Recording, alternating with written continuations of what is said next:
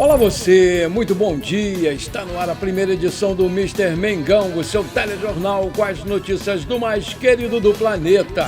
Flamengo apresenta André, o seu novo goleiro e segundo reforço para a temporada 2026. Felipe Luiz ou Bruno Pivetti, quem vai ser o técnico do Flamengo contra o Vasco? West Ham recusa a primeira proposta oficial do Flamengo por Paquetá e uma nova oferta astronômica vai ser sinalizada.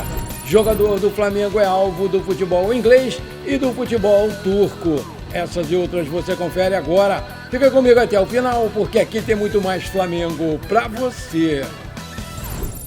O segundo reforço do Flamengo para a temporada 2026, André, foi apresentado oficialmente nesta segunda-feira no Ninho do Urubu. O goleiro de 24 anos veio do Gil Vicente de Portugal e assinou contrato válido por 4 temporadas e vai vestir a camisa número 42 em homenagem à idade que seu pai faleceu. Seja muito bem-vindo, André.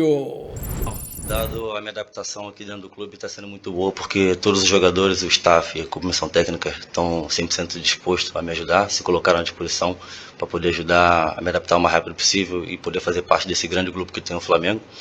E dado a questão da parte física, como você falou, o meu último jogo foi no dia 2, e eu cheguei aqui com o intuito de ajudar o Flamengo e estarei sempre disposto a ajudar o Flamengo em qualquer situação. Desde quando eu cheguei, né, no Gil Vicente e começou a especular meu nome em outros clubes também, assim, lá atrás, eu falei para ele para que chegasse até mim somente aquilo que fosse concreto. E a única coisa que eu sei foi que chegou o Flamengo com um excelente projeto e foi o projeto que eu aceitei e aqui estou. E referente à segunda pergunta sobre a minha família, eu pergunto sempre, converso muito com a minha esposa, que hoje é a pessoa mais próxima de mim em termos de família, que me apoia. Tenho 2 filhos, tenho uma esposa, e nós conversamos sobre isso, tipo, como seria a minha mãe e o meu pai aqui hoje. Como eu disse ontem, eu estive lá no bairro onde eu fui nascido e criado, todas as pessoas falavam a mesma coisa: você representa muita coisa hoje, mas uma coisa daquela mais importante é como seria o olhar do seu pai e da sua mãe, que são, né, flamenguista roxo, como se diz. E muitos domingos meu pai tinha um bar. Muitos domingos, às 4 horas da tarde, colocava sempre o jogo do Flamengo e tínhamos lá muitas pessoas, familiares, as pessoas do bairro para torcer pelo Flamengo. Então, vi ali o amor dele, né, perante a isso. E quando o Flamengo apareceu com o projeto que apareceu, eu fiquei muito feliz com isso. Mas é uma coisa que eu penso até hoje, porque, em primeiro lugar, a ficha ainda não caiu, sabe, sobre estar aqui hoje, porque parece que falta, né, essa comunicação, esse contato. De que seria com a minha mãe e com o meu pai, tipo assim, de poder virar para eles e falar assim: eu consegui realizar o sonho da minha família, eu consegui realizar o meu sonho, e hoje também eu consigo realizar o sonho daquelas pessoas que me apoiaram lá atrás do bairro onde eu moro. A manutenção do gramado do Maracanã foi concluída nesta segunda-feira e o primeiro clássico carioca do ano entre Flamengo e Vasco vai ser realizado no campo renovado. O jogo vai ser às 21h30, horário de Brasília, nesta quarta-feira, pela terceira rodada do Campeonato Carioca.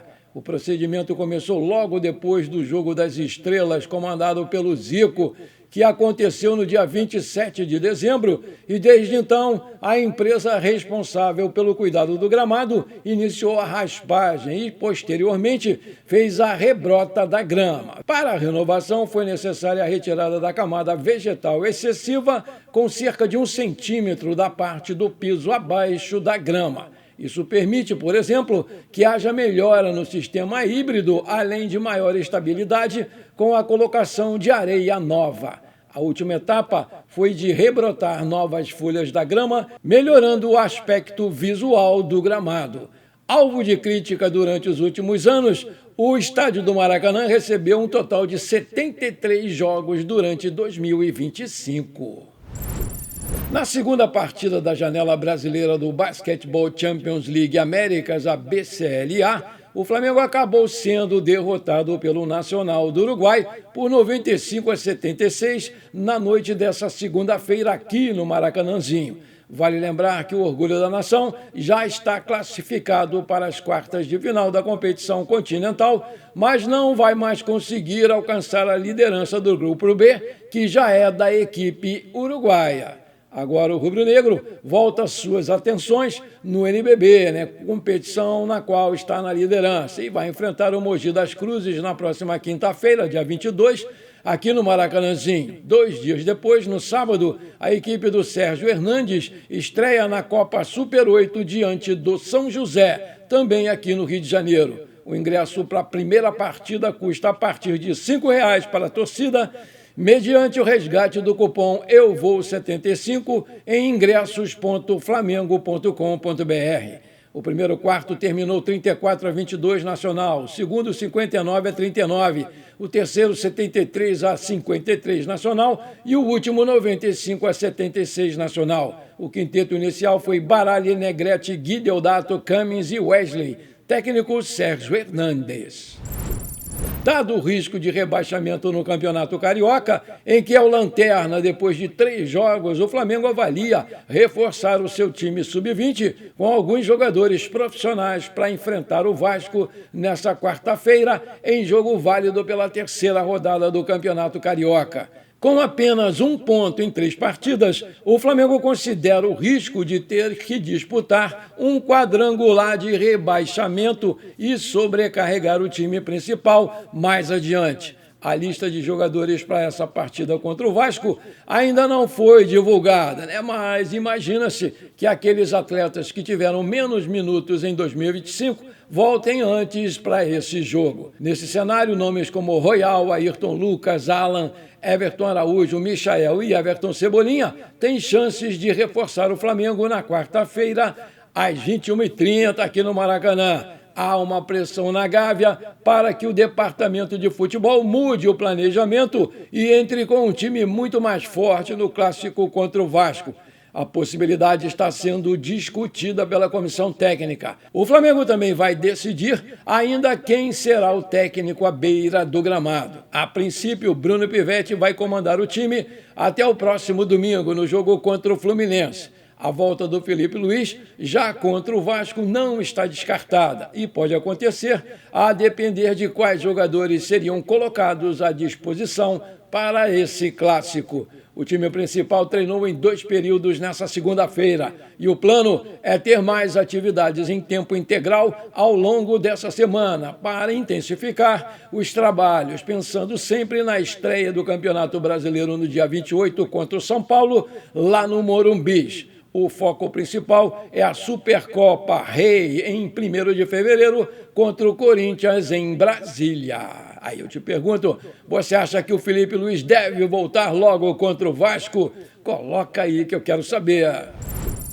O Gonzalo Plata é alvo do futebol inglês e do futebol turco também. Nas últimas horas chegaram ofertas no mercado europeu. Segundo o portal Somos Fanáticos Fla, os nomes dos clubes interessados ainda não foram divulgados. O Flamengo não descarta a possibilidade de negociar o Gonzalo Plata com o futebol europeu e analisa os cenários, da mesma forma que volta as atenções para o John Arias, que pertence ao Wolverhampton da Inglaterra.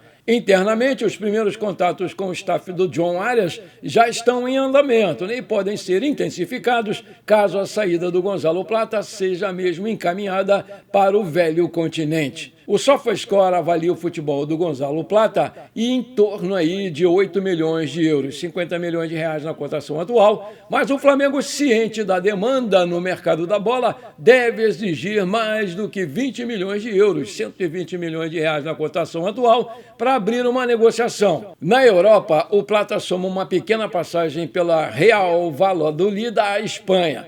Antes de chegar ao Flamengo, ele estava no futebol árabe. Maravilha, se você está curtindo esse programa, então não esquece, manda brasa agora no like para fortalecer o nosso canal.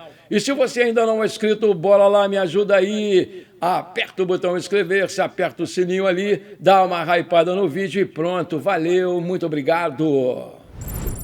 Entre os nomes avaliados pela diretoria rubro-negra está o do meio-campista Marcos Antônio, atualmente no São Paulo, mas a negociação é tratada como muito complexa nos bastidores. O assunto central envolve as condições impostas pelo clube paulista para liberar um dos seus principais jogadores. Segundo informações reveladas pelo portal Bastidores CRF, o São Paulo definiu que só aceita negociar o Marcos Antônio mediante o pagamento de 8 milhões de euros, cerca de 49,9 milhões de reais na cotação atual, além de exigir que o Flamengo assuma integralmente as parcelas restantes da compra do jogador junto à Lazio da Itália. O São Paulo ainda precisa quitar aproximadamente 4,2 milhões de euros, 26,3 milhões de reais, referentes à aquisição definitiva do jogador. Esse valor está parcelado em 4 anos. Com isso, o clube tricolor espera que o rubro-negro desembolse um total de 12,2 milhões de euros, 76 milhões de reais na cotação atual, para fechar o negócio. Mesmo com a pedida elevada, o Flamengo mantém o interesse e, de acordo com o jornalista Alexander Vieira, o clube carioca demonstra confiança na negociação e já informou ao staff do jogador que está disposto a oferecer um salário em torno de R$1.100.000 por mês. O Marcos Antônio, por sua vez, não se opõe a uma transferência para o Flamengo e já sinalizou positivamente diante de uma eventual proposta. Mas o acordo ainda depende exclusivamente de um consenso com o São Paulo.